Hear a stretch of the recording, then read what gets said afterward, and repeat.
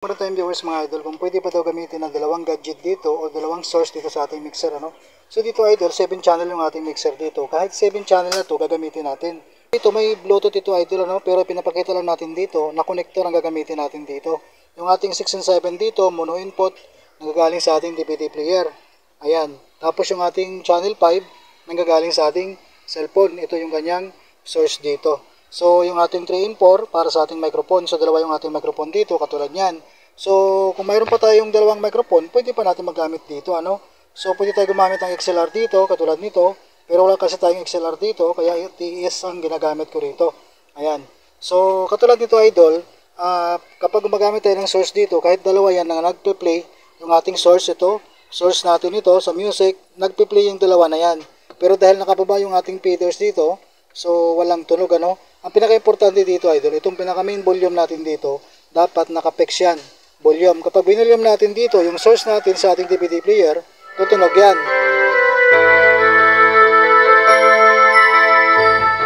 So, ito yung ating cellphone. So, kung ano ang i-volume natin dito sa ating fader, yun ang lalabas na signal. Basta itong main volume natin, naka-pex na yan. So, itong sa cellphone natin,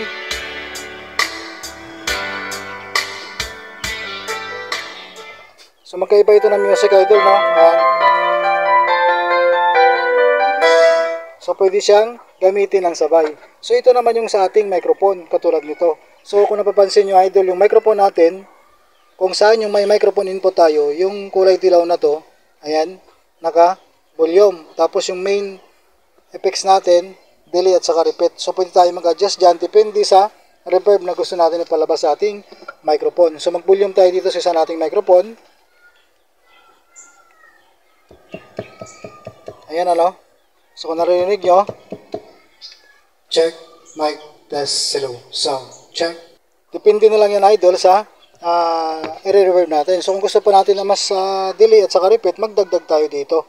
So, pwede itong ating mixer gamitin sa ilang source natin. Kahit tatlo man yung source natin dito, pwede. Basta yung tamang input natin dito, naka-line input tayo dito, tamang input signal tayo dito, magkakaroon ng signal yan. So, dun sa viewers natin kung paano daw, kung mali yung input, halimbawa, napunta dito sa insert, kung masisira pa daw ang mixer. Hindi yan, idol, hindi tutunog yung ating source dyan. So, halimbawa, no, itong line input natin, sa cellphone ang gagaling, pag binuluman natin ito,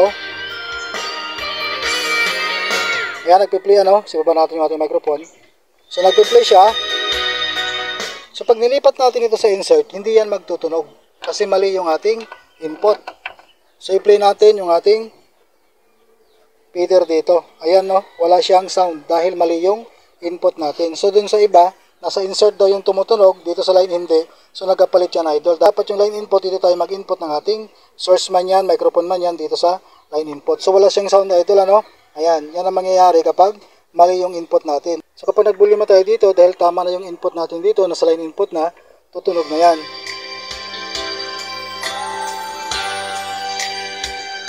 Yan, idol, ano? So, itong ating DVD player, pag pinagsabay natin yan,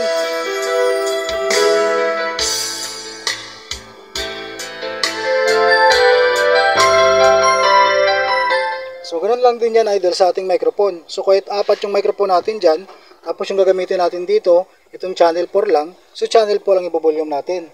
Kapag channel 3 ang gagamitin, pwede natin gamitin ng sabay, pero kung i-priority natin yung channel 3, so baba natin yung channel 4. Ganun lang siya, idol, ano? Kahit apat yung microphone dyan, kung kailan natin gamitin yan, saka natin i-volume yung fader. Tapos itong dilaw na to, dapat nakaangat yan, para magpupunction yung ating reverb dito. Mixer to amplifier lang daw kung okay. So, ito lang, idol, ang setup natin dito. Isang mixer, isang amplifier. So, mayroon tayong DVD player dito. Kung wala mo tayong DVD player, cellphone yung gagamitin natin, pwede, ano? Pwede natin i-input dito sa 6 and 7, pwede dito sa line input, kahit sa channel 1 to 5 ng ating mixer dito. Mas okay lang kapag 7 channel, mas maraming channel, ano? Pwede tayo gumamit ng maraming microphone. Yan ang advantage, basta maraming channel yung ating mixer dito.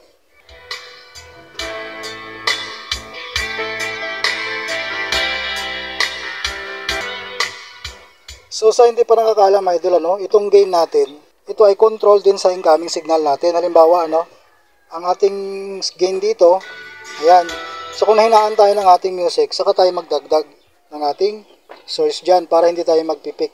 So katulad nito, kapag nagdagdag tayo ng gain dito, lalakas din yung ating music.